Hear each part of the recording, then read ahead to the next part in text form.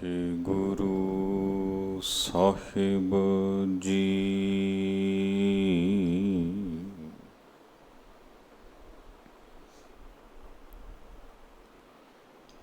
ਗੁਰੂ ਗਰੀਬ ਨਿਵਾਜ,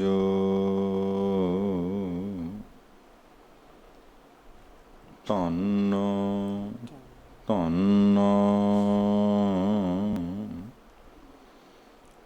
ਗੁਰੂ ਗ੍ਰੰਥ ਸਾਹਿਬ ਜੀਓ ਮਹਾਰਾਜ।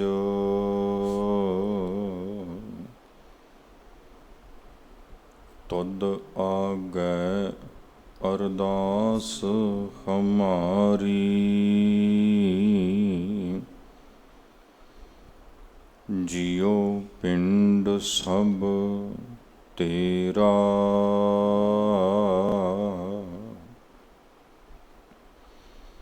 ਕਹੋ ਨਾਨਕ ਸਭ ਤੇਰੀ ਵਡਿਆਈ,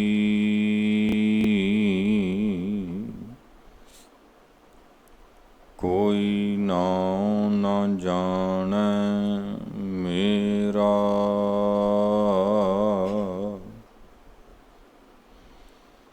ਸਿੱਖ ਮਤ ਸਭ ਬੁੱਧ ਤੁਮਾਰੀ, ਮੰਦਿਰ ਛਾਵਾਂ ਤੇਰੇ। ਤੁਝ ਬਿਨ ਅਵਰ ਨਾ ਜਾਣਾ ਮੇਰੇ ਸਾਹਿਬਾ। ਗੁਣ ਗਾਵਾਂ ਨਿਤ ਤੇਰੇ,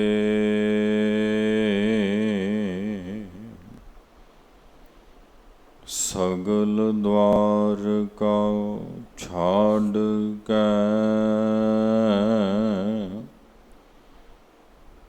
ਗਹਿਉ ਤੁਹਾਰੋ ਦੁਆਰ।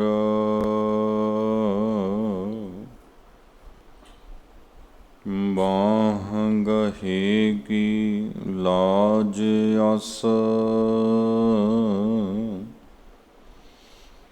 ਗੋਬਿੰਦ ਦਾਸ ਤੁਹਾਰ।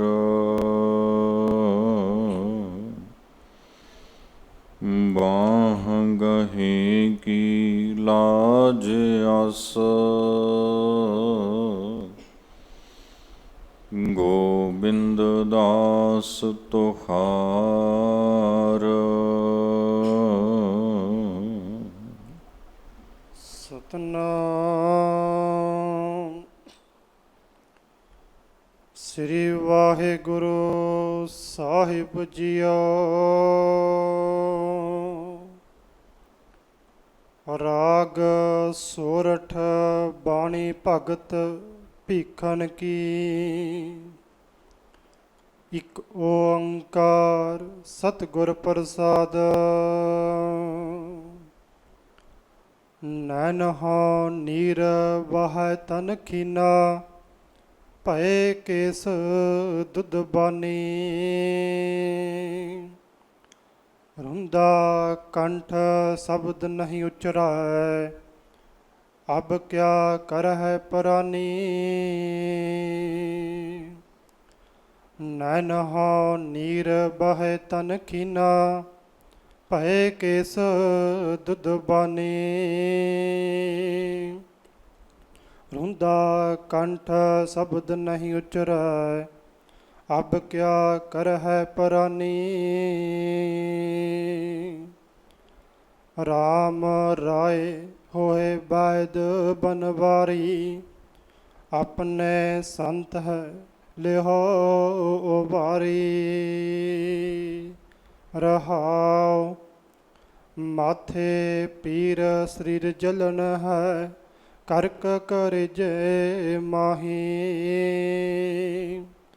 ਐਸੀ ਬੇਦਨ ਉਪਜ ਖਰੀ ਭਈ, ਬਾਕਾ ਔਖਦ ਨਾਹੀ।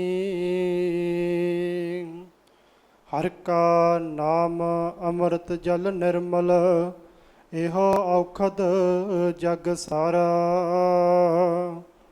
ਗੁਰ ਪ੍ਰਸਾਦ ਕਹੈ ਜਨ ਭੀਖਣ, ਪਾਵਹੁ ਮੁਖ ਦੁਆਰਾ। ਹਰਿ ਕਾ ਨਾਮ ਅੰਮ੍ਰਿਤ ਜਲ ਨਿਰਮਲ, ਇਹੋ ਔਖਦ ਜਗ ਸਾਰਾ।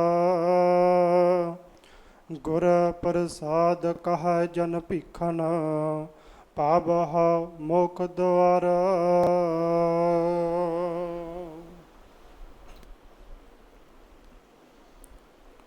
ਪਰਮ ਸਨਮਾਨਯੋਗ ਜੁਗੋ ਜੁਗ ਅਟਲ ਗਰੀਬ ਨਿਵਾਜ ਸਤਿਗੁਰੂ ਸੱਚੇ ਪਾਤਸ਼ਾਹ ਧੰਨ ਧੰਨ ਧੰਨ ਸ਼੍ਰੀ ਗੁਰੂ ਗ੍ਰੰਥ ਸਾਹਿਬ ਜੀ ਮਹਾਰਾਜ ਦੀ ਪਾਵਨ ਅਤੇ ਪਵਿੱਤਰ ਹਜ਼ੂਰੀ ਦੇ ਅੰਦਰ ਬਹੁਤ ਹੀ ਅਦਬ ਇਕਾਗਰਤਾ ਸਹਿਤ ਸਜ ਬੈਠੀ ਸਨਮਾਨਯੋਗ ਸਾਧ ਸੰਗਤ ਜੀਓ, ਗੁਰੂ ਬਖਸ਼ੀ ਫਤਿਹ ਪ੍ਰਵਾਨ ਕਰਨੀ ਜੀ। ਵਾਹਿਗੁਰੂ ਜੀ ਕਾ ਖਾਲਸਾ, ਵਾਹਿਗੁਰੂ ਜੀ ਕੀ ਫਤਿਹ। ਸਤਿਗੁਰੂ ਜੀ ਦੀ ਬੜੀ ਮਹਾਨ ਕਿਰਪਾ ਹੋਈ ਹੈ। ਗੁਰਦੁਆਰਾ ਗੁਰਸਾਗਰ ਸਾਹਿਬ ਵਿਖੇ ਸ਼ਾਮ ਦੇ ਦੀਵਾਨ ਵਿੱਚ ਸ਼੍ਰੀ ਗੁਰੂ ਗ੍ਰੰਥ ਸਾਹਿਬ ਜੀ ਦੇ ਪਾਵਨ ਦਰਬਾਰ ਸਾਹਿਬ ਦੇ ਅੰਦਰ ਹਾਜ਼ਰੀਆਂ ਭਰ ਕੇ ਸਤ ਸੰਗਤ ਕਰਨ ਦਾ ਸੁਭਾਗ ਪ੍ਰਾਪਤ ਹੋਇਆ ਹੈ। ਜਿਵੇਂ ਆਪ ਜੀ ਜਾਣਦੇ ਹੋ, ਨਿਤਨੇਮ ਦੇ ਅਨੁਸਾਰ ਸ਼ਾਮ ਦੇ ਦੀਵਾਨ ਵਿੱਚ ਆਪਾਂ ਭਗਤ ਬਾਣੀ ਦੀ ਵਿਚਾਰ ਲੜੀ ਦੇ ਤਹਿਤ ਸਾਂਝੀ ਕਰਦੇ ਆ ਰਹੇ ਹਾਂ ਤੇ ਪ੍ਰਕਰਨ ਸੋਰਠ ਰਾਗ ਦੇ ਵਿੱਚੋਂ ਭਗਤ ਬਾਣੀ ਦਾ ਚੱਲ ਰਿਹਾ ਹੈ। ਕੱਲ੍ਹ ਦੇ ਸਮੇਂ ਤੱਕ ਆਪਾਂ ਭਗਤ ਰਵਿਦਾਸ ਜੀ ਦੇ ਜੋ ਪਾਵਨ ਸ਼ਬਦ ਆਪਾਂ ਨੂੰ ਸੋਰਠ ਰਾਗ ਵਿੱਚੋਂ ਪ੍ਰਾਪਤ ਹੁੰਦੇ ਹਨ, ਤਿਨਾਂ ਦੀ ਵਿਚਾਰ ਸਾਂਝੀ ਕੀਤੀ ਸੀ ਤੇ ਅੱਜ ਰਾਗ ਸੋਰਠ ਦੇ ਵਿੱਚੋਂ ਭਗਤ ਭੀਖਣ ਜੀ ਦੀ ਬਾਣੀ ਦੀ ਸਾਂਝ ਆਪਾਂ ਪਾਉਣੀ ਹੈ। ਭਗਤ ਭੀਖਣ ਜੀ, ਉਹਨਾਂ ਦੀ ਬਾਣੀ ਸ਼੍ਰੀ ਗੁਰੂ ਗ੍ਰੰਥ ਸਾਹਿਬ ਜੀ ਅੰਦਰ ਸੋਰਠ ਰਾਗ ਦੇ ਵਿੱਚ ਅੰਕ ਨੰਬਰ 659 ਦੇ ਉੱਪਰ ਦਰਜ ਹੈ। ਭਗਤ ਭੀਖਣ ਜੀ ਨੇ ਦੋ ਸ਼ਬਦ ਉਚਾਰੇ ਹਨ ਤੇ ਉਹ ਦੋਵੇਂ ਹੀ ਸ਼ਬਦ ਗੁਰੂ ਗ੍ਰੰਥ ਸਾਹਿਬ ਜੀ ਦੇ ਅੰਦਰ ਸੋਰਠ ਰਾਗ ਦੇ ਵਿੱਚ 659 ਅੰਕ ਨੰਬਰ ਦੇ ਉੱਪਰ ਦਰਜ ਹਨ। ਭਗਤ ਭੀਖਣ ਜੀ ਦੀ ਬਾਣੀ ਦੀ ਵਿਚਾਰ ਆਪਾਂ ਸ਼ੁਰੂ ਕਰੀਏ ਸਾਧ ਸੰਗਤ। ਇਸ ਤੋਂ ਪਹਿਲਾਂ ਥੋੜ੍ਹੀ ਜਿਹੀ ਵਿਚਾਰ ਆਪਾਂ ਕਰ ਲਈਏ ਭਗਤੀ ਲਹਿਰ ਅਤੇ ਭਗਤ ਭੀਖਣ ਜੀ ਦੇ ਸੰਬੰਧ ਵਿੱਚ। ਸਾਡੇ ਸੱਚੇ ਪਾਤਸ਼ਾਹ ਦੀ ਬੜੀ ਵੱਡੀ ਕਿਰਪਾ ਰਹੀ ਬਈ ਉਹਨਾਂ ਨੇ ਭਗਤ ਸਾਹਿਬਾਨ ਦੀ ਬਾਣੀ ਨੂੰ ਸੰਭਾਲ ਕੇ ਪੁਖਤਾ ਰੂਪ ਦੇ ਵਿੱਚ ਗੁਰੂ ਗ੍ਰੰਥ ਸਾਹਿਬ ਦੇ ਅੰਦਰ ਦਰਜ ਕਰਕੇ ਸੁਰੱਖਿਅਤ ਰੂਪ ਦੇ ਵਿੱਚ ਆਪਣੇ ਤੱਕ ਉਸ ਨੂੰ ਭੇਜਣਾ ਕੀਤਾ ਹੈ। ਤੇ ਨਾਲ ਹੀ ਸਿੱਖ ਇਤਿਹਾਸਕਾਰ ਕਹਿ ਸਕਦੇ ਹਾਂ ਆਪਾਂ, ਜਾਂ ਸਿੱਖ ਚਿੰਤਕ ਕਹਿ ਸਕਦੇ ਹਾਂ, ਜਾਂ ਫਿਰ ਸਿੱਖ ਸਕਾਲਰ ਕਹਿ ਸਕਦੇ ਹਾਂ, ਜਾਂ ਫਿਰ ਸਿੱਖ ਵਿਦਵਾਨ ਕਹਿ ਸਕਦੇ ਹਾਂ।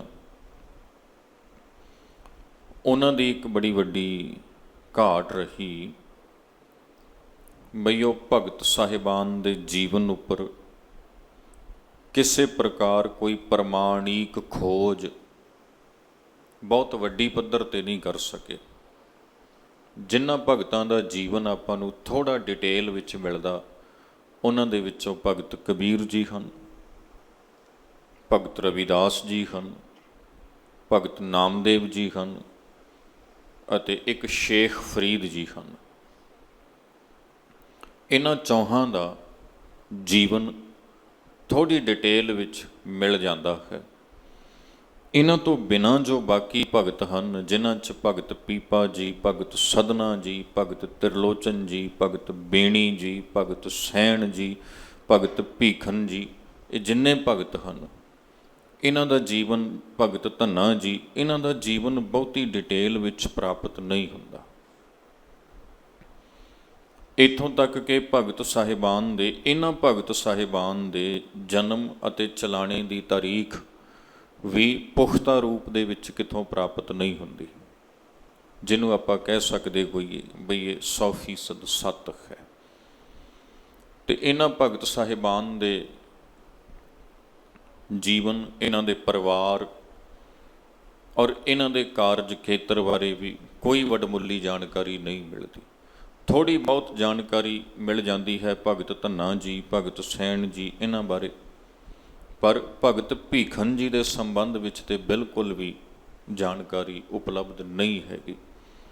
ਇੱਕ ਦੋ ਕੁ ਥਾਵਾਂ 'ਤੇ ਇੰਨਾ ਕੁ ਲਿਖਿਆ ਮਿਲਦਾ ਬਈ ਭਗਤ ਭੀਖਨ ਜੀ 1631 ਸੰਮਤ ਦੇ ਲਾਗੇ, ਸੰਮਤ ਆਪ ਜੀ ਜਾਣਦੇ ਹੋ, ਈਸਵੀ ਸੰਨ ਤੋਂ 57 ਸਾਲ ਅੱਗੇ ਚੱਲਦਾ ਵਾ, ਅਤੇ 1631 ਚੋਂ 57 ਕੱਢ ਲਿਓ ਤੁਸੀਂ।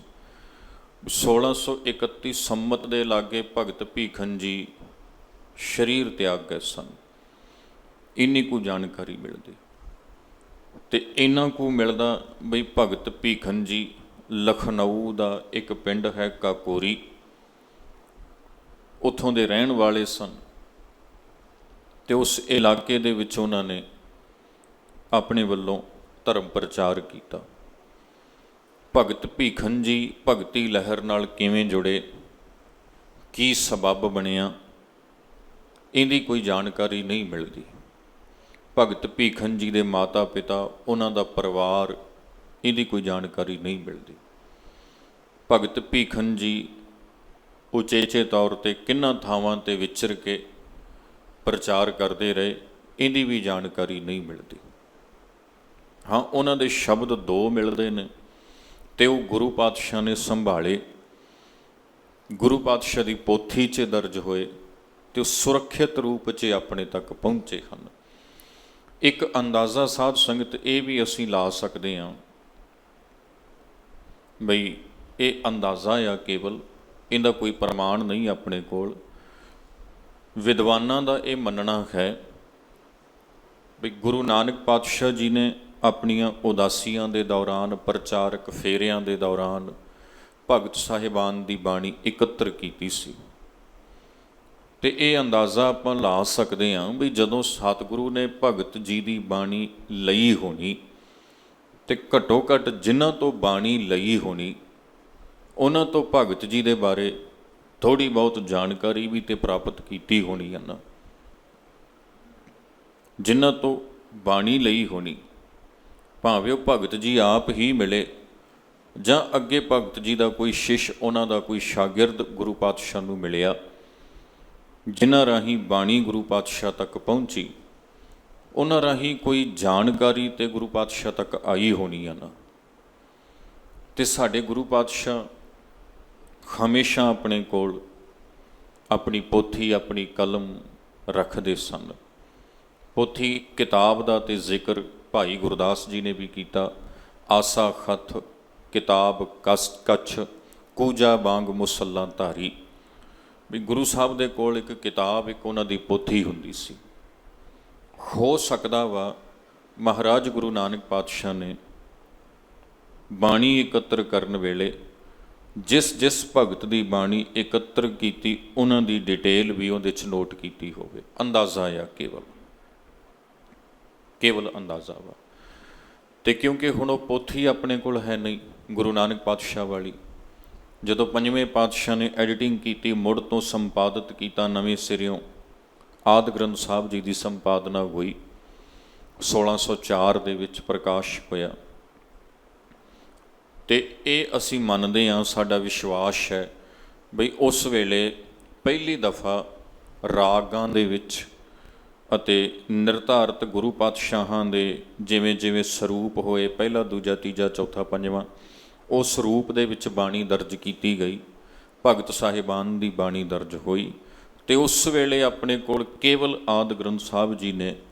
ਉਸ ਤੋਂ ਪਹਿਲਾਂ ਦੀ ਜੋ ਪੋਥੀ ਚੱਲੀ ਆ ਰਹੀ ਹੈ, ਗੁਰੂ ਨਾਨਕ ਜੀ ਤੋਂ ਗੁਰੂ ਅੰਗਦ ਸਾਹਿਬ, ਗੁਰੂ ਅੰਗਦ ਸਾਹਿਬ ਤੋਂ ਗੁਰੂ ਅਮਰਦਾਸ, ਗੁਰੂ ਅਮਰਦਾਸ ਜੀ ਤੋਂ ਗੁਰੂ ਰਾਮਦਾਸ, ਗੁਰੂ ਰਾਮਦਾਸ ਜੀ ਤੋਂ ਗੁਰੂ ਅਰਜਨ ਸਾਹਿਬ, ਉਹ ਪੋਥੀ ਜਿਹੜੀ ਪੀੜ੍ਹੀ ਦਰ ਪੀੜ੍ਹੀ ਚੱਲ ਕੇ ਪੰਜਵੀਂ ਥਾਂ 'ਤੇ ਗੁਰੂ ਅਰਜਨ ਪਾਤਸ਼ਾਹ ਤੱਕ ਪਹੁੰਚੀ। ਅਤੇ ਜਦੋਂ ਫਿਰ ਉਹਦੇ ਤੋਂ ਇੱਕ ਨਵਾਂ ਆਦਿ ਗ੍ਰੰਥ ਸਾਹਿਬ ਤਿਆਰ ਹੋਇਆ, ਫਿਰ ਉਹ ਪੋਥੀ ਕਿਸ ਪਾਸੇ ਚਲੀ ਗਈ ਇਹਦੀ ਕੋਈ ਸੂਚਨਾ ਨਹੀਂ ਮਿਲਦੀ, ਕਿਤੇ ਵੀ ਇਹਦਾ ਕੋਈ ਆਪਾਂ ਨੂੰ ਦ੍ਰਿਸ਼ਟਾਂਤ ਪ੍ਰਾਪਤ ਨਹੀਂ ਹੁੰਦਾ।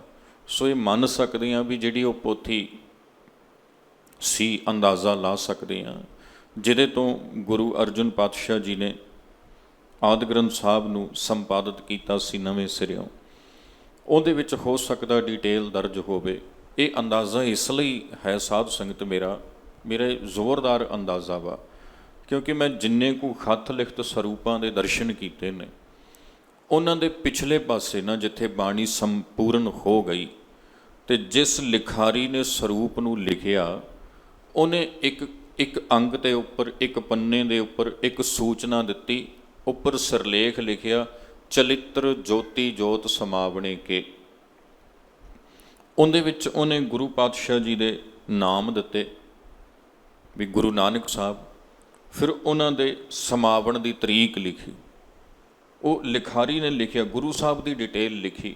ਸੋ ਇਹ ਮੰਨ ਸਕਦੇ ਹਾਂ ਵੀ ਜੇ ਲਿਖਾਰੀ ਬਾਣੀ ਦੀ ਬੀੜ ਤਿਆਰ ਕਰਨ ਵੇਲੇ ਉਹ ਚਲਿੱਤਰ ਜੋਤੀ ਜੋਤ ਸਮਾਵਣੇ ਕੇ ਜਾਂ ਚਲਿੱਤਰ ਸਮਾਵਣੇ ਕੇ ਲਿਖਦੇ ਨੇ, ਅਤੇ ਇਹ ਰੀਤ ਹੈ ਜਿਹੜੀ ਕਿਤੋਂ ਤੇ ਚੱਲ ਕੇ ਆਈ ਹੋਊਗੀ ਨਾ, ਕਿਤੋਂ ਤੇ ਚੱਲੀ ਹੋਊਗੀ ਨਾ, ਇਹ ਰੀਤ ਕਿਸੇ ਥਾਂ ਤੋਂ ਤੇ ਸ਼ੁਰੂ ਹੋਈ ਹੋਵੇਗੀ ਨਾ। ਅਤੇ ਫਿਰ ਅੱਗੇ ਦੀ ਅੱਗੇ ਚੱਲਦੀ ਹੱਥ ਲਿਖਤ ਸਰੂਪਾਂ ਤੱਕ, ਜਦੋਂ ਤੱਕ ਉਹ ਸਰੂਪ ਲਿਖਦੇ ਰਹੇ ਉਦੋਂ ਤੱਕ ਇਹ ਚੱਲਦੀ ਆਈ, ਅਤੇ ਜਿੱਥੋਂ ਇਹ ਸ਼ੁਰੂ ਹੋਈ ਹੋਣੀ ਉੱਥੇ ਹੋ ਸਕਦਾ ਭਗਤਾਂ ਦੀ ਡਿਟੇਲ ਵੀ ਹੋਵੇ, ਜੋ ਹੌਲੀ ਹੌਲੀ ਆਪਣੇ ਕੋਲੋਂ ਜਾਂਦੀ ਰਹੀ, ਕਿਸੇ ਵੀ ਕਾਰਨ ਜਾਂਦੀ ਰਹੀ, ਅੰਦਾਜ਼ਾ ਹੈ ਕੇਵਲ।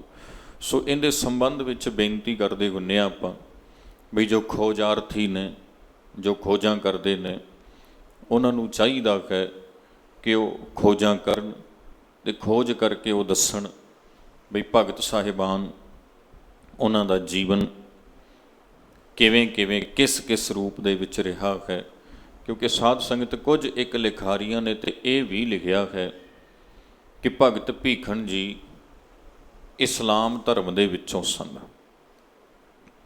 ਸੈਯਦ ਭੀਖਣ ਕਰਕੇ ਮੰਨਿਆ ਹੈ, ਇਸਲਾਮ ਧਰਮ ਦੇ ਸੂਫੀ ਫਕੀਰ ਮੰਨਿਆ ਹੈ।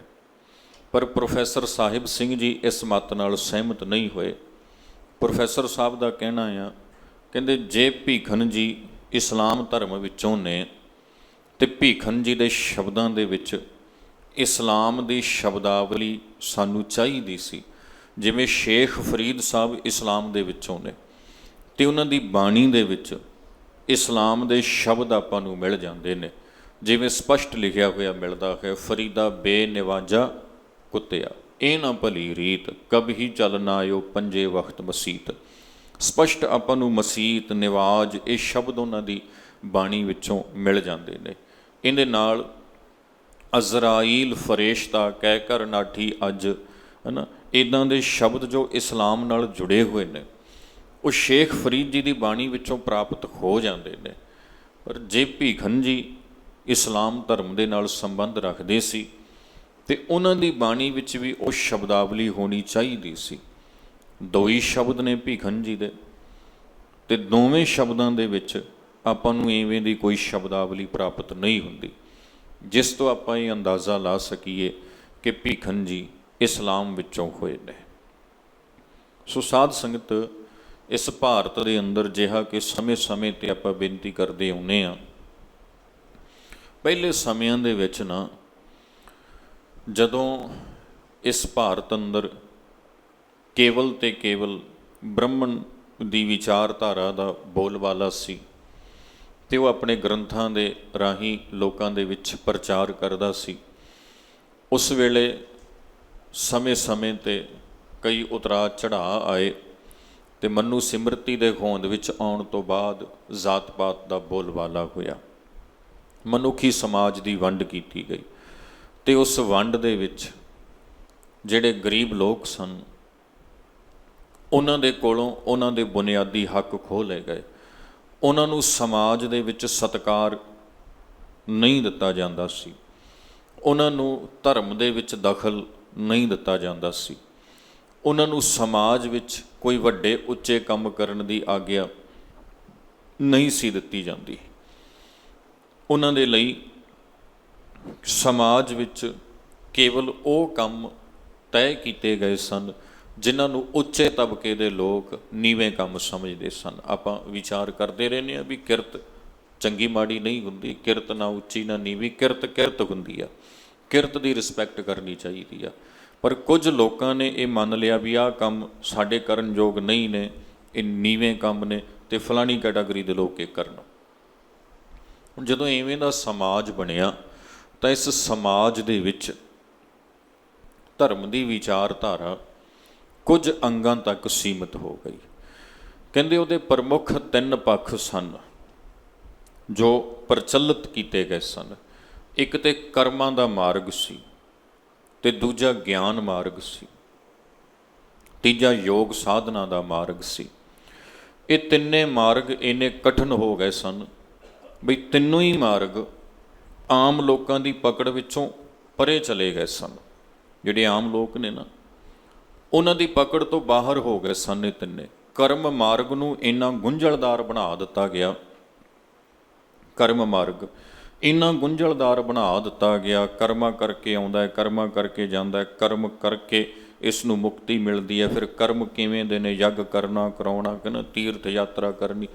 ਕਰਮ ਇੰਨੇ ਗੁੰਝਲਦਾਰ ਕੀਤੇ ਗਏ ਕਿ ਸਮਾਜ ਦਾ ਇੱਕ ਵੱਡਾ ਤਬਕਾ ਇਹਨਾਂ ਕਰਮਾਂ ਤੋਂ ਪਰੇ ਰੱਖ ਦਿੱਤਾ ਵੀ ਭਾਈ ਤੁਸੀਂ ਸ਼ੂਦਰੋ ਅਤੇ ਤੁਸੀਂ ਇਹ ਕਰਮ ਕਰਨੇ ਨਹੀਂ। ਕਰਮ ਇੰਨੇ ਗੁੰਝਲਦਾਰ ਹੋਏ ਕਿ ਇਹ ਕਰਮ ਮਾਰਗ ਵਾਲਾ ਸਾਧਨ ਸੀ ਨਾ ਜਿਹੜਾ ਆਮ ਲੋਕਾਂ ਦੀ ਪਹੁੰਚ ਤੋਂ ਪਰੇ ਹੋ ਗਿਆ। ਅਤੇ ਦੂਜਾ ਸੀ ਗਿਆਨ ਮਾਰਗ, ਮੁਕਤੀ ਪ੍ਰਾਪਤ ਕਰਨ ਲਈ। ਗਿਆਨ ਮਾਰਗ ਦੇ ਵਿੱਚ ਸੀ ਧਰਮ ਦੇ ਗ੍ਰੰਥਾਂ ਨੂੰ ਪੜ੍ਹਨਾ, ਉਹਨਾਂ ਨੂੰ ਸਮਝਣਾ, ਉਹਨਾਂ ਦੇ ਆਧਾਰ 'ਤੇ ਦੂਜਿਆਂ ਨਾਲ ਚਰਚਾ ਕਰਨੀ। ਅਤੇ ਇਹ ਮਾਰਗ ਵੀ ਚੰਦ ਪੜ੍ਹੇ ਲਿਖੇ ਲੋਕਾਂ ਤੱਕ ਸੀਮਿਤ ਰਹਿ ਗਿਆ। ਬਹੁ ਗਿਣਤੀ ਜੋ ਮੁਲਕ ਦੀ ਸੀ ਉਹ ਵੀ ਇਸ ਤੋਂ ਵਾਂਝਾ ਰਹਿ ਗਈ, ਕਿਉਂਕਿ ਉਹਨਾਂ ਲਈ ਜਿਸ ਭਾਸ਼ਾ 'ਚ ਗ੍ਰੰਥ ਲਿਖੇ ਗਏ ਸਨ ਉਹ ਭਾਸ਼ਾ ਪੜ੍ਹਨ 'ਤੇ ਪਾਬੰਦੀ ਸੀ, ਉਹ ਪੜ੍ਹਨ ਨਹੀਂ ਸੀ ਦਿੱਤੀ ਜਾਂਦੀ। ਇਸ ਕਰਕੇ ਉਹ ਗ੍ਰੰਥ ਨਹੀਂ ਪੜ੍ਹ ਸਕੇ, ਗਿਆਨ ਨਹੀਂ ਲੈ ਸਕੇ। ਗਿਆਨ ਮਾਰਗ ਤੋਂ ਵੀ ਇੱਕ ਵੱਡਾ ਖਿੱਤਾ ਜਿਹੜਾ ਮੁਲਕ ਦਾ ਸੀ ਉਹ ਵਾਂਝਾ ਰਹਿ ਗਿਆ। ਤੀਜਾ ਸੀ ਯੋਗ ਮਾਰਗ। ਯੋਗ ਮਾਰਗ ਦੇ ਵਿੱਚ ਪਰਿਵਾਰ ਦਾ ਤਿਆਗ, ਸਮਾਜ ਦਾ ਤਿਆਗ, ਭੁੱਖੇ ਰਹਿਣਾ, ਵਸਤਰਾਂ ਦਾ ਤਿਆਗ, ਕਠਿਨ ਤਪੱਸਿਆ ਕਰਨੀ, ਧਰਤੀ ਦਾ ਭ੍ਰਮਣ ਕਰਨਾ, ਪਿੰਡੇ 'ਤੇ ਰਾਖ ਮਲਣੀ, ਇਹ ਚੀਜ਼ਾਂ ਸਨ ਇਸ ਮਾਰਗ ਵਿੱਚ। ਅਤੇ ਇਹ ਮਾਰਗ ਨੂੰ ਆਮ ਲੋਕਾਂ ਨੇ ਵੈਸੇ ਹੀ ਨਹੀਂ ਅਪਣਾਇਆ ਕਿਉਂਕਿ ਇਹ ਸਮਾਜ ਨਾਲੋਂ ਤੋੜਦਾ ਸੀ। ਸੋ ਇਹ ਤਿੰਨੇ ਜਿਹੜੇ ਮਾਰਗ ਸਨ ਧਰਮ ਦੇ, ਆਮ ਲੋਕਾਂ ਦੀ ਪਹੁੰਚ ਤੋਂ ਪਰੇ ਜਾ ਚੁੱਕੇ ਸਨ। ਅਤੇ ਦੂਸਰਾ, ਆਮ ਲੋਕਾਂ 'ਤੇ ਵੈਸੇ ਹੀ ਪਾਬੰਦੀ ਲਾ ਦਿੱਤੀ ਗਈ ਸੀ। ਉਹ ਜੇ ਸਮੇਂ ਭਾਰਤ ਦੇ ਵਿੱਚ ਨਾ ਇੱਕ ਧਾਰਮਿਕ ਕ੍ਰਾਂਤੀ ਸ਼ੁਰੂ ਹੋਈ। ਉਹ ਧਾਰਮਿਕ ਕ੍ਰਾਂਤੀ ਸ਼ੁਰੂ ਤੇ 8ਵੀਂ ਸਦੀ 'ਚ ਹੋ ਗਈ ਸੀ, ਪਰ ਨਿਖੜ ਕੇ ਆਪਣੇ ਸ਼ੁੱਧ ਰੂਪ ਦੇ ਵਿੱਚ ਉਹ 15ਵੀਂ ਸਦੀ ਵਿੱਚ ਸਾਹਮਣੇ ਆਈ, ਜਦੋਂ ਭਗਤ ਰਾਮਾਨੰਦ ਜੀ ਨੇ ਬਨਾਰਸ ਦੇ ਵਿੱਚ ਆ ਕੇ ਆਪਣੀ ਵਿਚਾਰਧਾਰਾ ਦਾ ਪ੍ਰਚਾਰ ਕਰਨਾ ਸ਼ੁਰੂ ਕਰ ਦਿੱਤਾ। ਭਗਤ ਰਾਮਾਨੰਦ ਜੀ ਉਹ ਸ਼ਖਸੀਅਤ ਹੋਏ ਨੇ ਜਿਹੜੇ ਭਗਤੀ ਪਰੰਪਰਾ ਦੇ, ਨਿਰਗੁਣ ਭਗਤੀ ਪਰੰਪਰਾ ਦੇ ਮੋਢੀ ਮੰਨੇ ਜਾਂਦੇ ਨੇ। 2 ਤਰ੍ਹਾਂ ਦੀ ਭਗਤੀ ਪਰੰਪਰਾ ਸੀ, ਇੱਕ ਸਰਗੁਣ ਭਗਤੀ, ਇੱਕ ਨਿਰਗੁਣ। ਸਰਗੁਣ ਭਗਤੀ ਦੇ ਵਿੱਚ ਇੱਦਾਂ ਮੂਰਤੀ ਨੂੰ ਰੱਬ ਮੰਨ ਕੇ ਉਹਦੀ ਪੂਜਾ ਕੀਤੀ ਜਾਂਦੀ ਸੀ, ਅਤੇ ਫਿਰ ਮੂਰਤੀਆਂ ਵੱਖੋ ਵੱਖਰੇ ਅਵਤਾਰਾਂ ਦੀਆਂ ਹੁੰਦੀਆਂ ਸਨ। ਨਿਰਗੁਣ ਭਗਤੀ ਪਰੰਪਰਾ ਇਹ ਮੰਨਦੀ ਸੀ ਕਿ ਪਰਮੇਸ਼ਰ ਮੂਰਤੀ ਵਿੱਚ ਨਹੀਂ ਆ, ਸਾਰੇ ਬ੍ਰਹਿਮੰਡ ਵਿੱਚ ਵਿਆਪਕ ਹੈ, ਸਾਰੇ ਥਾਈਂ ਰਮਿਆ ਹੋਇਆ ਹੈ। ਅਤੇ ਇਹਦੇ ਮੋਢੀ ਸਨ ਭਗਤ ਰਾਮਾਨੰਦ ਜੀ ਇਸ ਵਿਚਾਰਧਾਰਾ ਦੇ। ਭਗਤ ਰਾਮਾਨੰਦ ਜੀ ਨਾ ਜ਼ਾਤ ਪਾਤ ਨੂੰ ਮੰਨਦੇ ਸਨ, ਨਾ ਊਚ ਨੀਚ ਨੂੰ ਮੰਨਦੇ ਸਨ। ਤੇ ਨਾ ਹੀ ਉਹ ਕਿਸੇ ਪ੍ਰਕਾਰ ਦੇ ਹੋਰ ਵਿਤਕਰੇ 'ਚ ਵਿਸ਼ਵਾਸ ਰੱਖਦੇ ਸਨ, ਨਾ ਹੀ ਉਹ ਸਰਗੁਣ ਭਗਤੀ ਨਾਲ ਸਹਿਮਤ ਸਨ। ਇਸੇ ਲਈ ਉਹ ਜਿਹੜੀ ਭਗਤੀ ਪਰੰਪਰਾ ਸੀ, ਉਹਨਾਂ ਨੇ ਭਗਤ ਰਾਮਾਨੰਦ ਜੀ ਤੋਂ ਨਾਤਾ ਤੋੜ ਲਿਆ ਤੇ ਭਗਤ ਰਾਮਾਨੰਦ ਜੀ ਨੇ ਫਿਰ ਆਪਣਾ ਖਿਆਲਾਂ ਦਾ ਪ੍ਰਚਾਰ ਕਰਨਾ ਸ਼ੁਰੂ ਕਰ ਦਿੱਤਾ। ਭਗਤ ਰਾਮਾਨੰਦ ਜੀ ਨਾਲ ਭਗਤ ਕਬੀਰ ਜੀ ਜੁੜੇ, ਭਗਤ ਰਵਿਦਾਸ ਜੀ ਜੁੜੇ, ਭਗਤ ਨਾਮਦੇਵ ਜੀ ਜੁੜੇ, ਭਗਤ ਸੈਣ ਜੀ ਜੁੜੇ, ਭਗਤ ਸਦਨਾ ਜੀ ਜੁੜੇ, ਭਗਤ ਭੀਖਨ ਜੀ ਜੁੜੇ, ਭਗਤ ਤਿਰਲੋਚਨ ਜੀ ਜੁੜੇ। ਇਹ ਜਿੰਨੇ ਭਗਤ ਨੇ ਨਾ, ਇਹ ਰਾਮਾਨੰਦ ਜੀ ਨਾਲ ਜੁੜੇ। ਇਹਨਾਂ ਨੇ ਫਿਰ ਇੱਕ ਮੂਵਮੈਂਟ ਬਣਾ ਕੇ ਪ੍ਰਚਾਰ ਕਰਨਾ ਸ਼ੁਰੂ ਕਰ ਦਿੱਤਾ ਤੇ ਇਹਨਾਂ ਦੇ ਪ੍ਰਚਾਰ ਦਾ ਮੁੱਖ ਭਾਵ ਸੀ ਪਰਮੇਸ਼ਰ ਨਾਲ ਜੁੜਨਾ। ਸਾਰੀ ਮਨੁੱਖਤਾ ਇੱਕ ਹੈ, ਸਾਰਾ ਬ੍ਰਹਿਮੰਡ ਇੱਕ ਪਰਮੇਸ਼ਰ ਤੋਂ ਬਣਿਆ ਹੈ, ਸਭਨਾਂ ਦੇ ਹੱਕ ਬਰਾਬਰ ਹਨ, ਕੋਈ ਉੱਚਾ ਨੀਵਾਂ ਨਹੀਂ ਆ, ਕੋਈ ਇੱਥੇ ਛੂਤ ਛਾਤ ਨਹੀਂ ਆ, ਕੋਈ ਇੱਥੇ ਵਿਤਕਰੇ ਤੇ ਵੰਡੀਆਂ ਨਹੀਂ ਨੇ, ਸਾਰੀ ਮਾਨਵਤਾ ਇੱਕੋ ਹੀ ਆ ਤੇ ਬ੍ਰਹਮ ਸਭਨਾਂ ਦੇ ਵਿੱਚ ਸਮਾਇਆ ਹੋਇਆ ਹੈ। ਪ੍ਰੇਮਾ ਭਗਤੀ ਰਾਹੀਂ ਉਸ ਨੂੰ ਪਾਇਆ ਜਾ ਸਕਦਾ ਹੈ। ਸੋ ਇਹ ਪ੍ਰਚਾਰ ਭਗਤੀ ਪਰੰਪਰਾ ਰਾਹੀਂ ਹੁੰਦਾ ਰਿਹਾ। ਵੱਖ-ਵੱਖ ਭਗਤਾਂ ਨੇ ਆਪੋ ਆਪਣੀ ਵਿਚਾਰਧਾਰਾ ਨੂੰ ਬਾਣੀ ਰੂਪ ਦੇ ਵਿੱਚ ਉਚਾਰਨਾ ਕੀਤਾ, ਉਹਨਾਂ ਨੂੰ ਆਪਣੇ ਕੋਲ ਸੰਭਾਲ ਕੇ ਰੱਖਿਆ।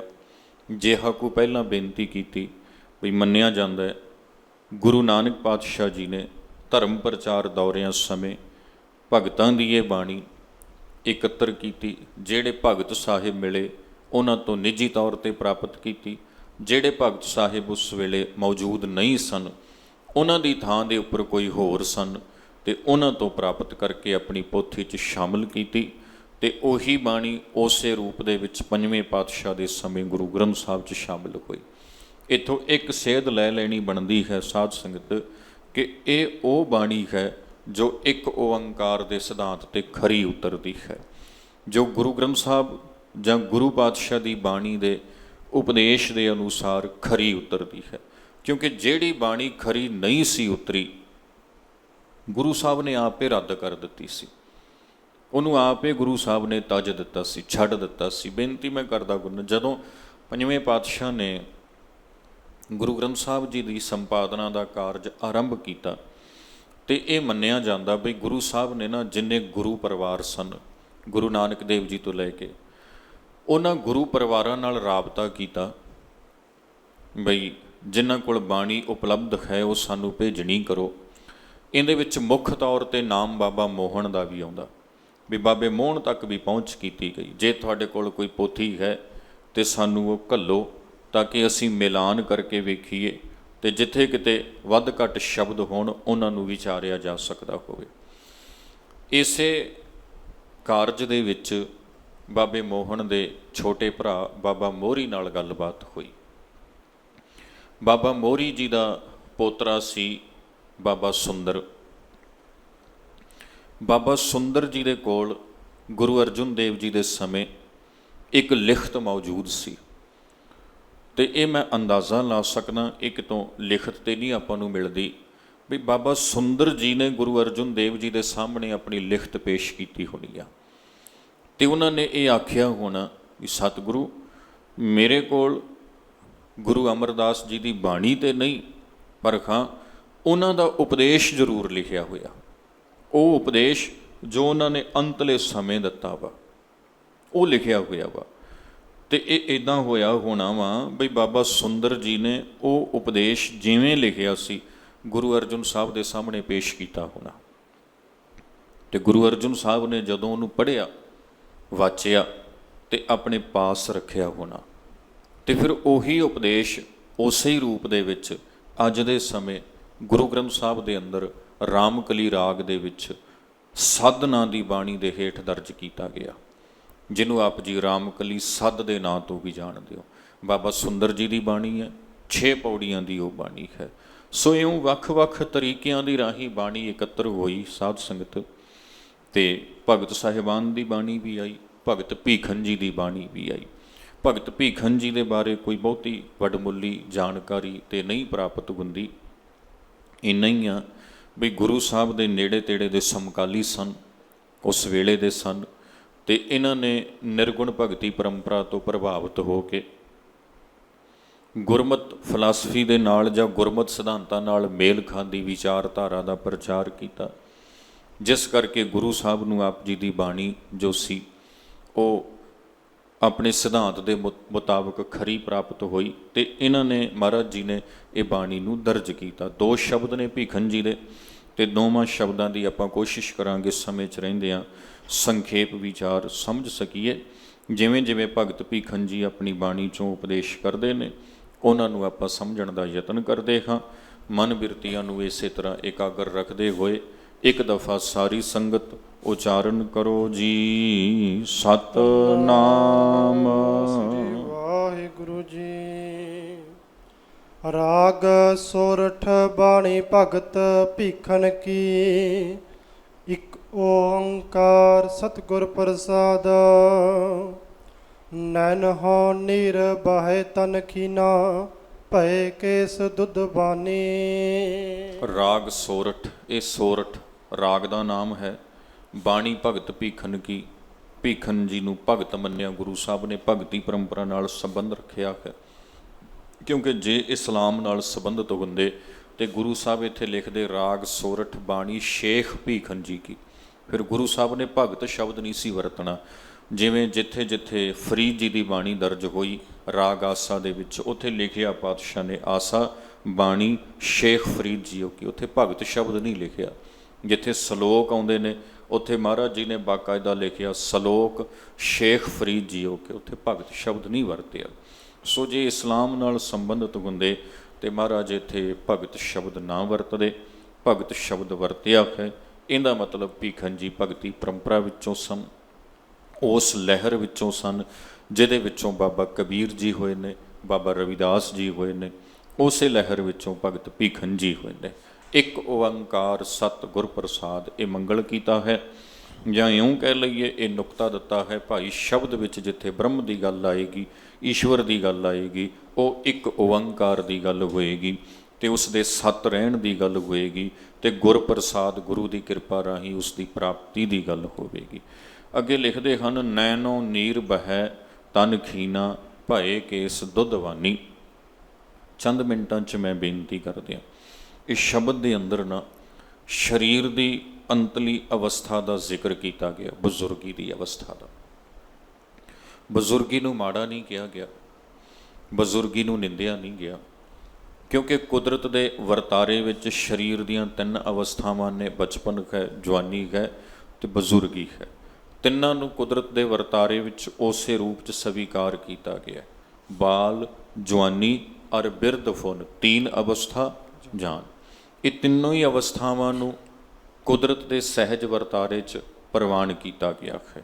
ਨਾ ਤੇ ਬਚਪਨ ਨੂੰ ਨਿੰਦਿਆ ਗਿਆ, ਨਾ ਜਵਾਨੀ ਨੂੰ, ਨਾ ਬਜ਼ੁਰਗੀ ਨੂੰ। ਹਾਂ, ਜੀਵਨ ਦੇ ਉਸ ਸਮੇਂ ਨੂੰ ਚੰਗਾ ਨਹੀਂ ਗਿਣਿਆ ਗਿਆ ਜਿਹੜਾ ਸਮਾਂ ਕਰਤਾਰ ਤੋਂ ਟੁੱਟ ਕੇ ਮਾਇਆ ਦੇ ਪ੍ਰਭਾਵ ਅਧੀਨ ਵਿਕਾਰਾਂ ਦੇ ਵਿੱਚ ਜਾ ਰਿਹਾ ਹੈ। ਉਹ ਭਾਵੇਂ ਬਚਪਨ ਦਾ ਹੈ, ਉਹ ਭਾਵੇਂ ਜਵਾਨੀ ਦਾ ਹੈ, ਉਹ ਭਾਵੇਂ ਬਜ਼ੁਰਗੀ ਦਾ ਹੈ। ਉਹ ਜਿਹੜਾ ਵੀ ਸਮਾਂ ਪਰਮੇਸ਼ਰ ਨਾਲੋਂ ਟੁੱਟਿਆ ਵਾ ਉਹਨੂੰ ਭਲਾ ਨਹੀਂ ਗਿਣਿਆ ਗਿਆ।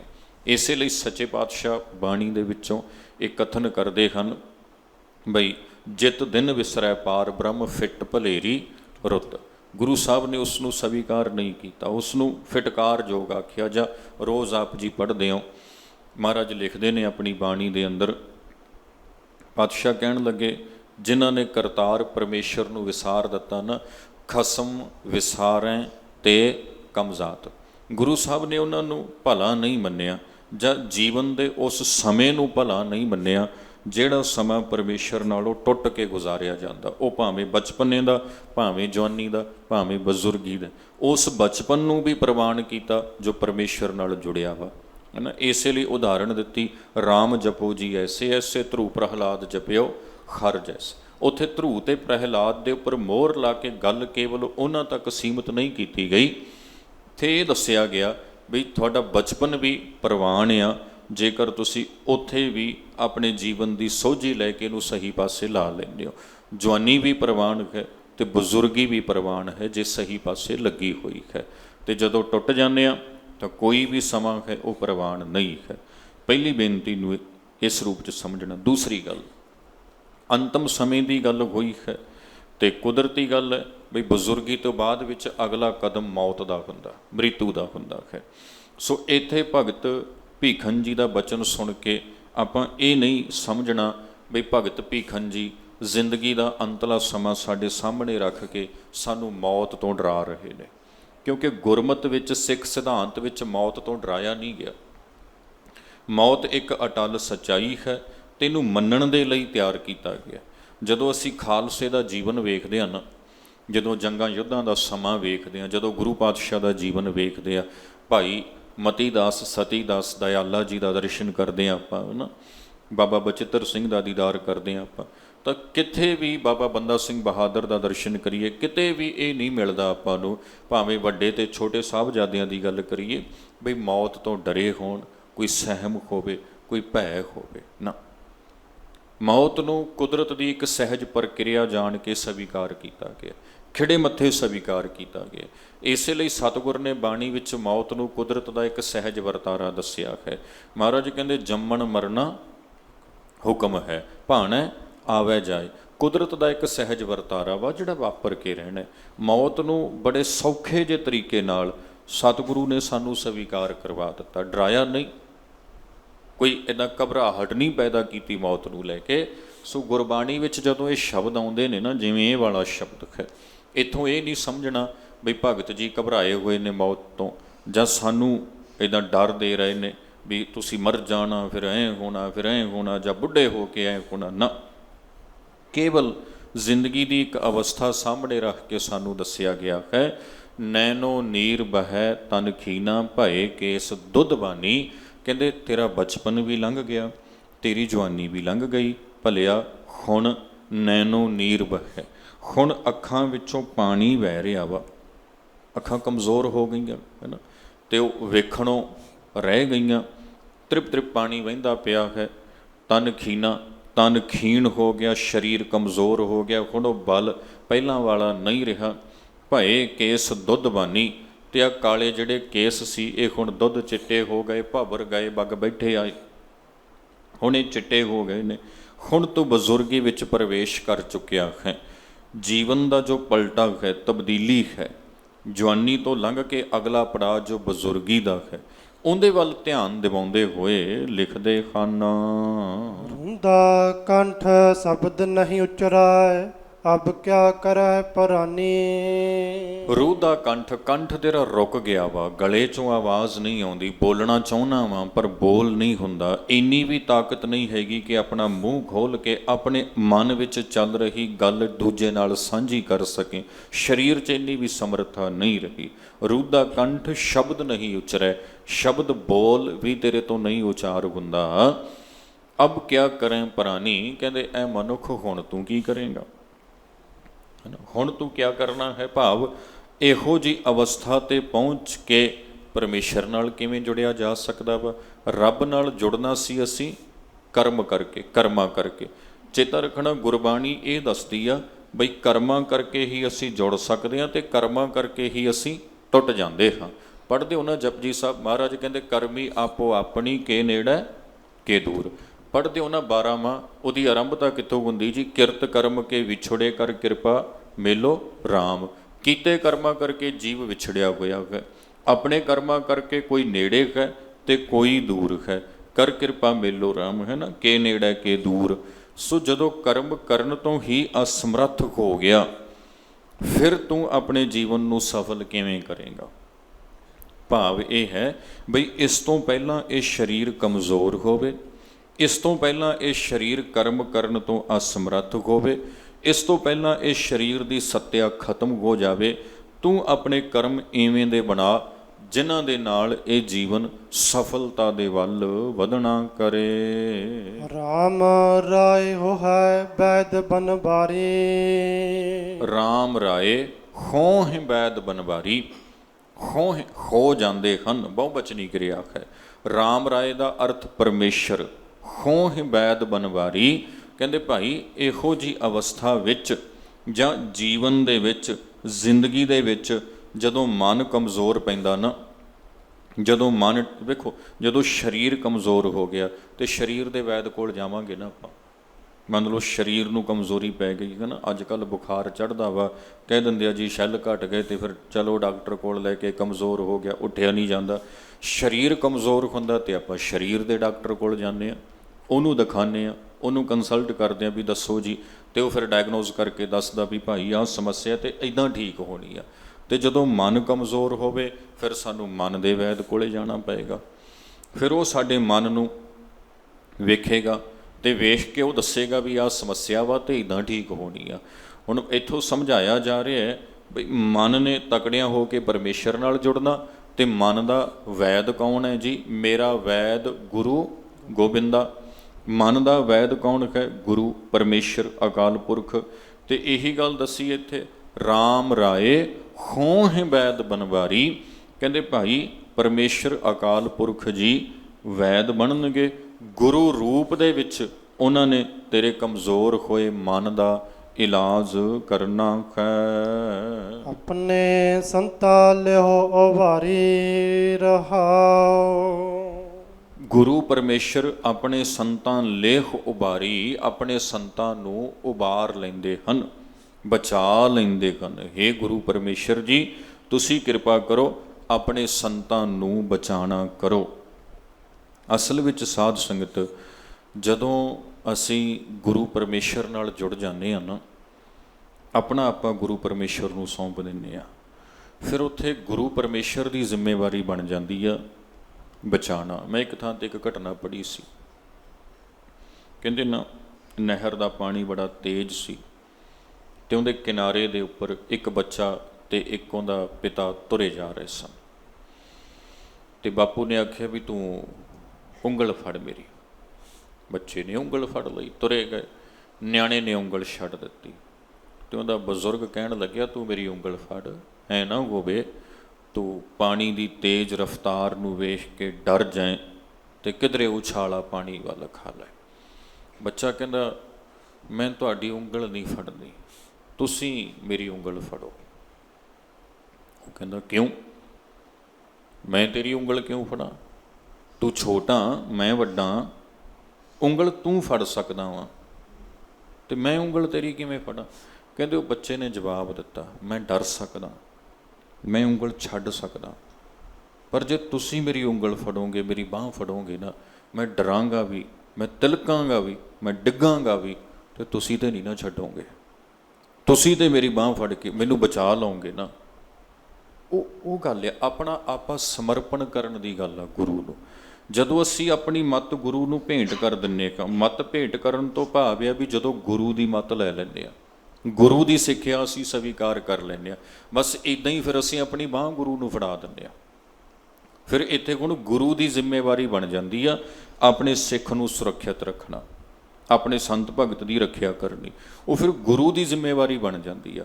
ਫਿਰ ਸਥਿਤੀ ਜ਼ਿੰਦਗੀ ਦੀ ਕਿਹੋ ਜਿਹੀ ਵੀ ਕਿਉਂ ਨਾ ਬਣ ਜਾਏ, ਫਿਰ ਗੁਰੂ ਕਦੇ ਵੀ ਆਪਣੇ ਸਿੱਖ ਨੂੰ ਡੋਲਣ ਨਹੀਂ ਦਿੰਦਾ। ਨਹੀਂ ਤੁਸੀਂ ਸੋਚ ਕੇ ਵੇਖੋ ਸਾਧ ਸੰਗਤ, ਸੋਚ ਕੇ ਵੇਖੋ, ਇੱਦਾਂ ਨਾ ਆਪਣੇ ਮਨ ਵਿੱਚ ਵੀ ਸਥਿਤੀ ਐਵੇਂ ਦੀ ਬਣ ਜਾਏ, ਸਰੀਰ ਰੂਹ ਨਾਲ ਲਿਪਟਿਆ ਹੋਵੇ, ਅੱਗ ਬਲਦੀ ਇੱਕ ਮਸ਼ਾਲ ਲਈ ਬੰਦਾ ਕੋਲੇ ਖੜਾ ਹੋਵੇ ਅਤੇ ਆਖਦਾ ਹੋਵੇ ਮੇਰੀ ਗੱਲ ਮਨ ਨਹੀਂ ਸਾੜ ਦਿਆਂਗਾ। ਇੰਨੀ ਭਿਆਨਕ ਸਥਿਤੀ ਦੇ ਵਿੱਚ ਆਪਣੇ ਆਪ ਨੂੰ ਅਡੋਲ ਰੱਖਣਾ ਇਹ ਕਿਵੇਂ ਸੰਭਵ ਹੋ ਸਕਦਾ? ਇਹ ਤਾਂ ਹੋ ਸਕਦਾ ਜੇ ਗੁਰੂ ਦੀ ਮੱਤ ਮਨ ਵਿੱਚ ਟਿਕੀ ਹੋਏਗੀ, ਫਿਰ ਗੁਰੂ ਡੋਲਣ ਨਹੀਂ ਦੇਗਾ। ਜਾਂ ਇਉਂ ਕਹਿ ਲਈਏ ਫਿਰ ਗੁਰੂ ਦੀ ਮੱਤ, ਗੁਰੂ ਦਾ ਉਪਦੇਸ਼ ਡੋਲਣ ਨਹੀਂ ਦੇਗਾ। ਫਿਰ ਉਹ ਤੁਹਾਨੂੰ ਆਪਣੇ ਮਿਸ਼ਨ ਉੱਪਰ, ਆਪਣੇ ਟੀਚੇ ਦੇ ਉੱਪਰ ਦ੍ਰਿੜ ਰੱਖੇਗਾ। ਫਿਰ ਕਿਉਂਕਿ ਅਸੀਂ ਗੁਰੂ ਨੂੰ ਬਾਂਹ ਫੜਾਈ ਹੋਈ ਆ, ਫਿਰ ਸਥਿਤੀ ਜਿਵੇਂ ਦੀ ਵੀ ਬਣਦੀ ਆ, ਦੁੱਖ ਹੈ ਸੁੱਖ ਹੈ ਜੋ ਵੀ ਆ, ਹਾਲਾਤ ਜਿਵੇਂ ਦੇ ਵੀ ਨੇ, ਪਹਿਰਾ ਫਿਰ ਜ਼ਿੰਦਗੀ 'ਚ ਗੁਰੂ ਦੇ ਉਪਦੇਸ਼ ਉੱਪਰ ਦਿੱਤਾ ਜਾਵੇਗਾ।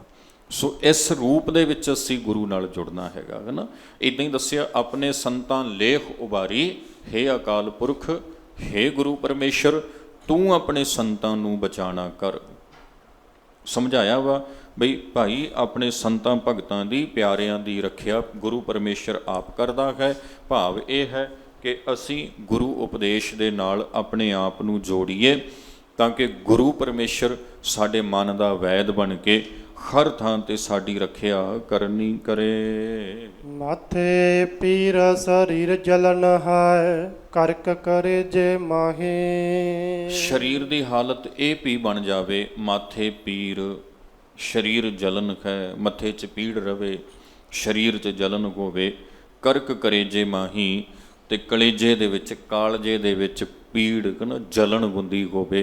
ਕਹਿਣ ਤੋਂ ਭਾਵ ਵੀ ਜਦੋਂ ਸਰੀਰ ਸਾਧ ਸੰਗਤ ਬਜ਼ੁਰਗ ਹੋ ਜਾਂਦਾ, ਅਸਲ ਵਿੱਚ ਨਾ ਬਿਮਾਰੀਆਂ ਸਾਡੇ ਸਰੀਰ 'ਚ ਮੌਜੂਦ ਹੁੰਦੀਆਂ ਨੇ, ਪਰ ਜਦੋਂ ਅਸੀਂ ਜਵਾਨ ਹੁੰਦੇ ਹਾਂ, ਸਾਡਾ ਸਰੀਰ ਤਕੜਾ ਹੁੰਦਾ ਅਤੇ ਸਰੀਰ ਦੇ ਅੰਦਰ ਰੋਗ ਨਾਲ ਲੜਨ ਦੀ ਸ਼ਕਤੀ ਵਧੇਰੇ ਹੁੰਦੀ ਆ, ਅਤੇ ਰੋਗ ਆਪਣਾ ਅਸਰ ਸਰੀਰ ਉੱਪਰ ਕਰ ਨਹੀਂ ਸਕਦਾ। ਜਦੋਂ ਸਰੀਰ ਕਮਜ਼ੋਰ ਹੋ ਜਾਂਦਾ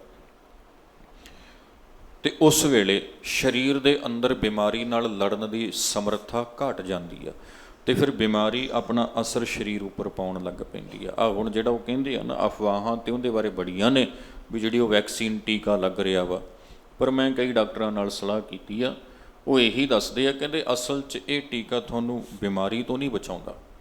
ਇਹ ਨਾ ਸਮਝੋ ਵੀ ਇਹ ਟੀਕਾ ਤੁਹਾਨੂੰ ਬਿਮਾਰੀ ਤੋਂ ਬਚਾ ਲਏਗਾ, ਸਿਰਫ ਇਸ ਟੀਕੇ ਨੇ ਤੁਹਾਡੀ ਇਮਿਊਨਿਟੀ ਸਟਰੋਂਗ ਕਰ ਦੇਣੀ ਆ, ਰੋਗ ਨਾਲ ਲੜਨ ਦੀ ਸਮਰੱਥਾ ਵਧਾ ਦੇਣੀ ਆ। ਜੇ ਬਿਮਾਰੀ ਆਏਗੀ ਵੀ ਤੁਹਾਡੇ ਉੱਪਰ ਤਾਂ ਤੁਹਾਡੇ ਉੱਪਰ ਘੱਟ ਅਸਰ ਕਰੇਗੀ ਉਸ ਦੇ ਮੁਕਾਬਲੇ ਜਿਹਨੇ ਇਹ ਟੀਕਾ ਨਹੀਂ ਲਿਆ ਹੋਇਆ, ਉਸ ਦੇ ਮੁਕਾਬਲੇ ਤੁਹਾਡੇ 'ਤੇ ਘੱਟ ਅਸਰ। ਹਾਂ, ਕਈ ਥਾਵਾਂ 'ਤੇ ਗਲਤ ਵੀ ਇਹਦੇ ਜਿਹੜੇ ਸਿੱਟੇ ਨੇ ਉਹ ਸਾਹਮਣੇ ਆ ਰਹੇ ਨੇ।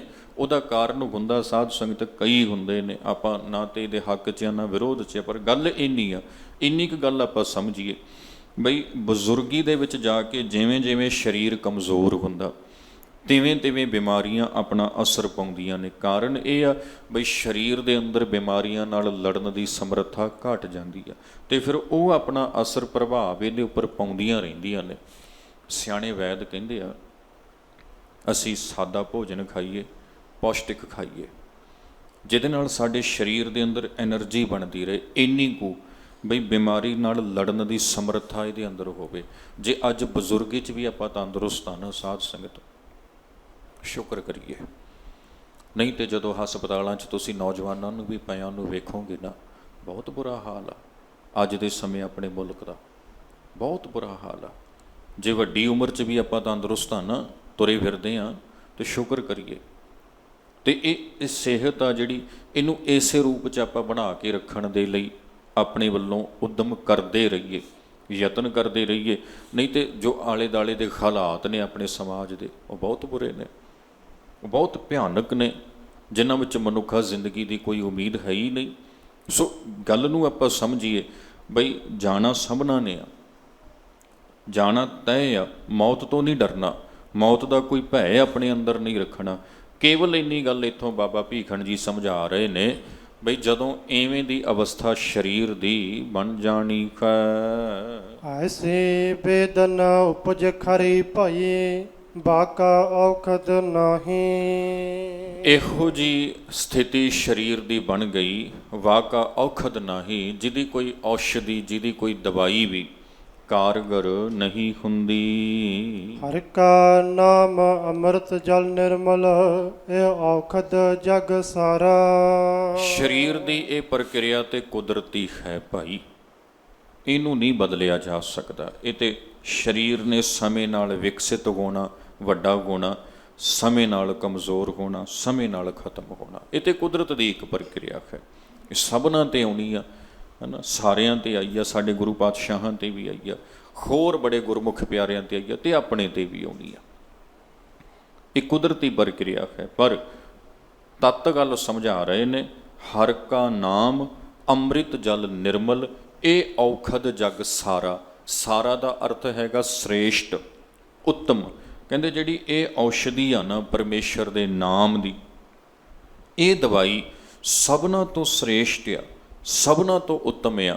ਜਿਵੇਂ ਬਾਹਰਲੀ ਦਵਾਈ ਸਾਡੇ ਸਰੀਰ ਨੂੰ ਤਕੜਿਆਂ ਕਰਕੇ ਬਿਮਾਰੀਆਂ ਨਾਲ ਲੜਨ ਦੀ ਸਮਰੱਥਾ ਪੈਦਾ ਕਰਦੀ ਹੈ, ਤਿਵੇਂ ਹੀ ਪਰਮੇਸ਼ਰ ਦਾ ਪਿਆਰ, ਰੱਬ ਜੀ ਨਾਲ ਇਕਮਿਕਤਾ, ਬ੍ਰਹਮ ਪਸਾਰੇ ਦੇ ਨਾਲ ਇਕਮਿਕਤਾ ਸਾਡੇ ਮਨ ਨੂੰ, ਮਨ ਦੀਆਂ ਬਿਮਾਰੀਆਂ ਨਾਲ ਲੜਨ ਦੀ ਸਮਰੱਥ ਬਣਾ ਦਿੰਦੀ ਆ।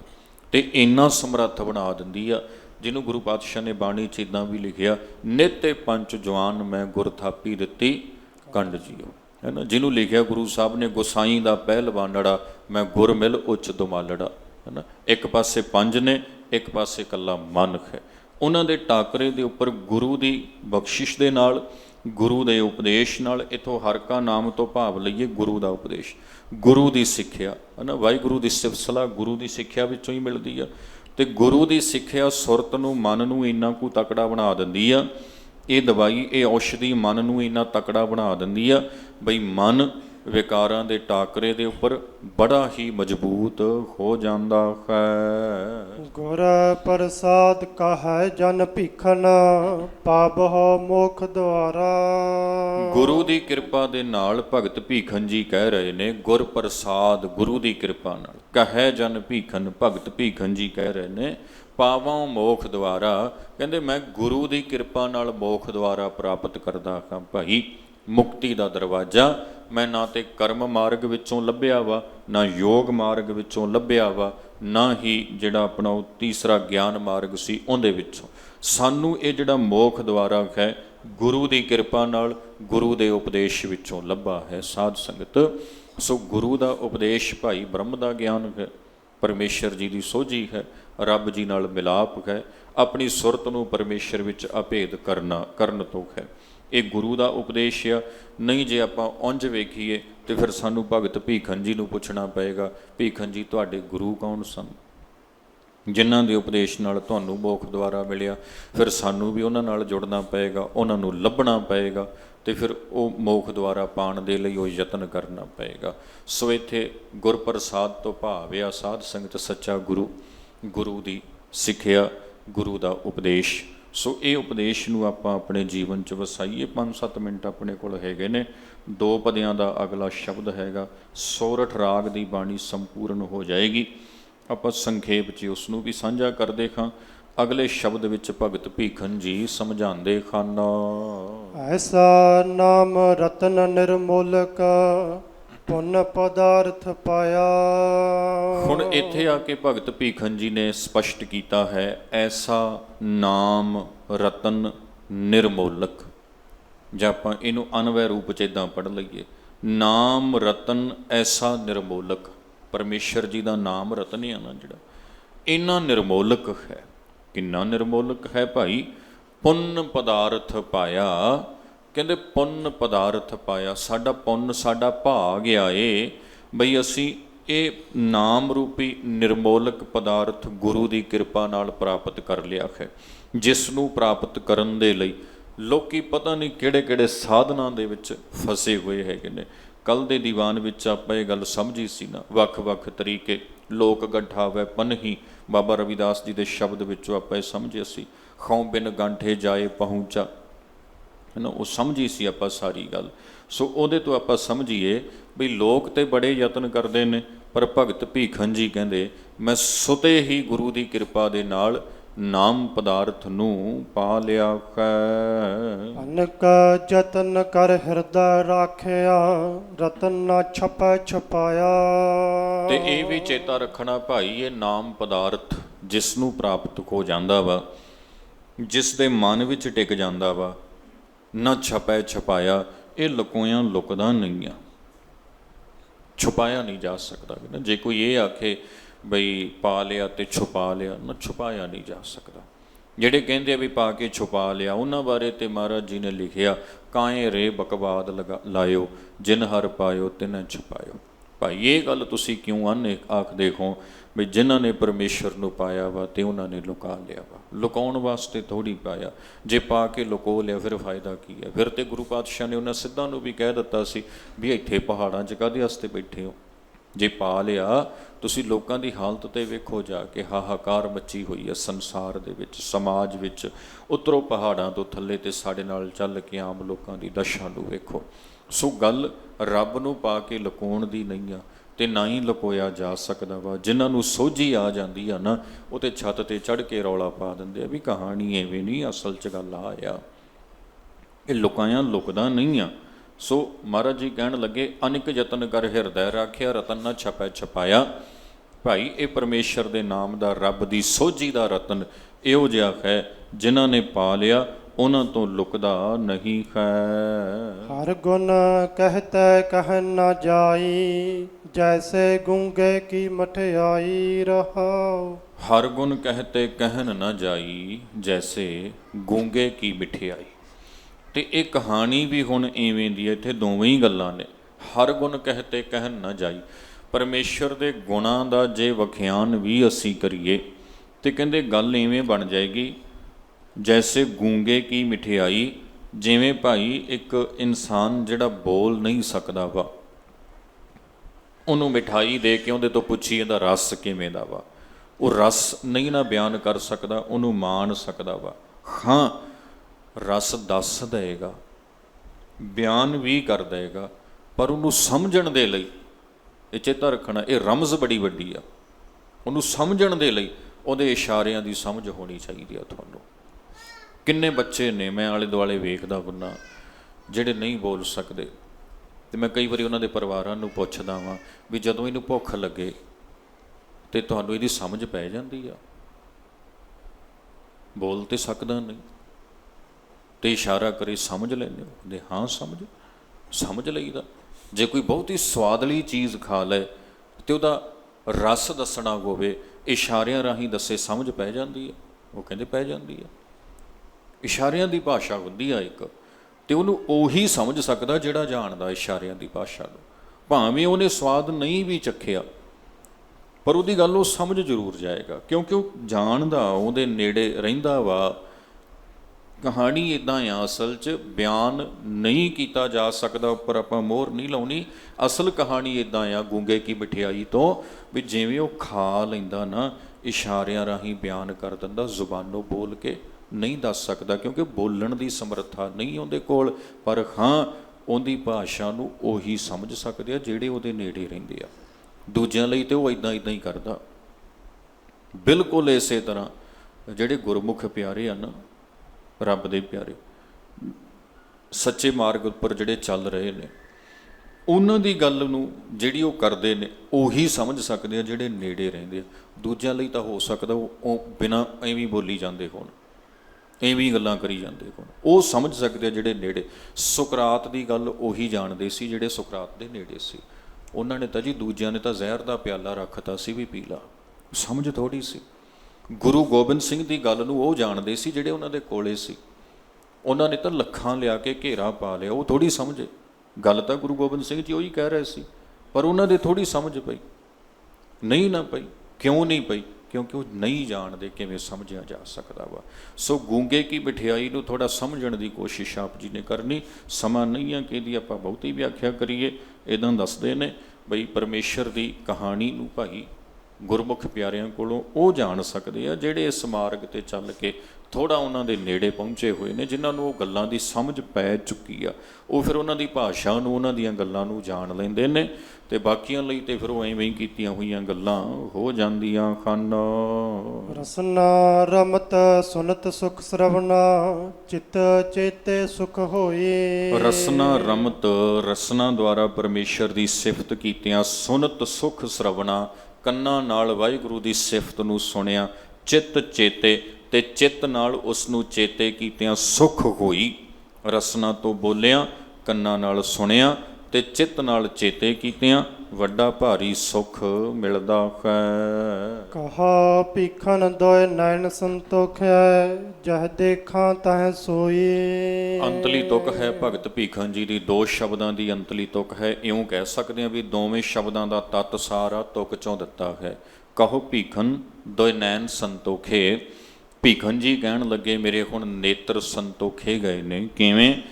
ਜਹ ਦੇਖਾਂ ਤਹ ਸੋਈ, ਹੁਣ ਮੈਂ ਜਿੱਥੇ ਵੀ ਵੇਖਦਾ ਮੈਨੂੰ ਪਰਮੇਸ਼ਰ ਉੱਥੇ ਹੀ ਮੌਜੂਦ ਨਜ਼ਰ ਆਉਂਦਾ ਵਾ। ਹੁਣ ਭੀਖਨ ਜੀ ਦੀ ਇਹ ਹੈ ਨਿਰਗੁਣ ਭਗਤੀ ਦਾ ਸਿਖਰ, ਵੀ ਜਿੱਧਰ ਵੀ ਵੇਖਦੇ ਆ ਨਾ, ਸਾਰੇ ਸਰੀਰ, ਆ ਸਾਰਾ ਬ੍ਰਹਿਮੰਡ, ਕੁੱਲ ਜੀਵ, ਜਿੱਧਰ ਵੀ ਵੇਖਦੇ ਹਾਂ ਸਾਨੂੰ ਪਰਮੇਸ਼ਰ ਦੀ ਜੋਤ ਨਜ਼ਰ ਆਉਂਦੀ ਹੈ। ਰੱਬ ਤੋਂ ਬਿਨਾਂ ਸਾਨੂੰ ਕੁਝ ਦਿਸਦਾ ਹੀ ਨਹੀਂ ਆ। ਸਭ ਗੋਬਿੰਦ ਹੈ, ਸਭ ਗੋਬਿੰਦ ਹੈ, ਗੋਬਿੰਦ ਬਿਨ ਨਹੀਂ ਕੋਈ। ਜਿਨ੍ਹਾਂ ਦੀ ਸੁਰਤ ਐਵੇਂ ਦੀ ਬਣ ਜਾਂਦੀ ਹੈ ਸਾਧ ਸੰਗਤ, ਉਹਨਾਂ ਲਈ ਕੋਈ ਬੁਰਾ ਨਹੀਂ ਹੁੰਦਾ, ਦੁਸ਼ਮਣ ਨਹੀਂ ਹੁੰਦਾ, ਕੋਈ ਮਾੜਾ ਨਹੀਂ ਹੁੰਦਾ, ਸਭ ਚੰਗੇ ਹੁੰਦੇ ਨੇ। ਅਤੇ ਜੇ ਸਾਰਿਆਂ ਦੀ ਸੁਰਤ ਇਵੇਂ ਦੀ ਬਣ ਜਾਏ, ਦੱਸੋ ਭਲਾ ਸੰਸਾਰ 'ਤੇ ਕੋਈ ਮਾੜਾ ਰਹਿ ਜਾਏਗਾ? ਇੱਕ ਦੀ ਸੁਰਤ ਇਵੇਂ ਦੀ ਬਣਨ ਨਾਲ ਗੱਲ ਨਹੀਂ ਬਣਦੀ, ਸਭਨਾਂ ਦੀ ਸੁਰਤ ਇਵੇਂ ਦੀ ਬਣੇ। ਇੱਕ ਸਮਾਜ 'ਚ ਜਿੰਨੇ ਲੋਕ ਰਹਿ ਰਹੇ ਨੇ ਉਹਨਾਂ ਦੀ ਸਮਝ ਇਵੇਂ ਦੀ ਬਣੇ, ਤੇ ਘੱਟੋ ਘੱਟ ਸਾਰੇ ਸਿੱਖਾਂ ਦੀ ਤੇ ਸੋਝੀ ਬਣੀ ਜਾਵੇ, ਕਿਉਂਕਿ ਅਸੀਂ ਗੁਰੂ ਗ੍ਰੰਥ ਸਾਹਿਬ ਨੂੰ ਮੱਥਾ ਟੇਕਦੇ ਹਾਂ, ਆਪਣਾ ਗੁਰੂ ਮੰਨਦੇ ਹਾਂ। ਜੇ ਸਾਡੇ ਸਭਨਾਂ ਦੀ ਸੁਰਤ ਇੱਥੇ ਤੱਕ ਪਹੁੰਚ ਜਾਏ ਵੀ ਜਹਾਂ ਦੇਖਾਂ ਤਹਾਂ ਸੋਈ, ਜਿੱਥੇ ਵੀ ਵੇਖਦੇ ਹਾਂ ਪਰਮੇਸ਼ਰ ਦਾ ਹੀ ਵਾਸਾ ਹੈ, ਤੇ ਜੀਵਨ ਦੀ ਅਵਸਥਾ ਕੋਈ ਹੋਰ ਹੀ ਹੋਵੇਗੀ। ਸਾਧ ਸੰਗਤ, ਇਸ ਰੂਪ ਦੇ ਵਿੱਚ ਭਗਤ ਭੀਖਨ ਜੀ ਨੇ ਸਮਝਾਇਆ। ਯਤਨ ਕਰੀਏ ਭਗਤ ਭੀਖਨ ਜੀ ਦੇ ਪਾਵਨ ਬਚਨਾਂ ਤੋਂ ਆਪਾਂ ਸੋਝੀ ਲਈਏ, ਤਾਂ ਜੋ ਆਪਣਾ ਜਨਮ ਜੀਵਨ ਸਫਲ ਸੁਖੀਆ ਸੁਹੇਲਾ ਹੋਵੇ। ਇੱਥੇ ਬੇਨਤੀ ਨੂੰ ਆਪਾਂ ਸੰਕੋਚ ਦੇ ਹਾਂ। ਸ਼ਬਦ ਵਿਚਾਰ ਦਾ ਅਗਲਾ ਭਾਗ ਕੱਲ੍ਹ ਦੇ ਸਮੇਂ 'ਚ ਸਾਂਝਾ ਕੀਤਾ ਜਾਵੇਗਾ। ਸਾਡੇ ਅਤੀ ਸਤਿਕਾਰਯੋਗ ਭਾਈ ਸਾਹਿਬ ਭਾਈ ਜਸਪ੍ਰੀਤ ਸਿੰਘ ਜੀ, ਉਹਨਾਂ ਦਾ ਜਥਾ ਦਰਬਾਰ ਸਾਹਿਬ 'ਚ ਪਹੁੰਚ ਚੁੱਕਿਆ ਹੈ। ਉਹਨਾਂ ਨੇ ਆਪ ਸਿੱਖ ਸੰਗਤਾਂ ਨੂੰ ਗੁਰ ਸ਼ਬਦ ਕੀਰਤਨ ਨਾਲ ਜੋੜਨਾ ਹੈ। ਇੰਨੀ ਬੇਨਤੀ ਆਪ ਜੀ ਨੇ ਪ੍ਰਵਾਨ ਕਰਨੀ। ਗੁਰ ਸ਼ਬਦ ਵਿਚਾਰ ਦੀ ਸਾਂਝ ਪਾਉਂਦਿਆਂ ਹੋਈਆਂ ਬੇਅੰਤ ਭੁੱਲਾਂ ਲਈ ਖਿਮਾ ਬਖਸ਼ਣੀ ਜੀ। ਰਸਨਾ ਰਮਤ ਸੁਨਤ ਸੁਖ ਸਰਵਣਾ, ਚਿਤ ਚੇਤੇ ਸੁਖ ਹੋਈ। ਕਹੋ ਭੀਖਨ ਦੋਇ ਨੈਣ ਸੰਤੋਖ ਹੈ, ਜਹ ਦੇਖਾਂ ਤੈ ਸੋਈ। ਵਾਹਿਗੁਰੂ ਜੀ ਕਾ ਖਾਲਸਾ, ਵਾਹਿਗੁਰੂ ਜੀ ਕੀ ਫਤਿਹ।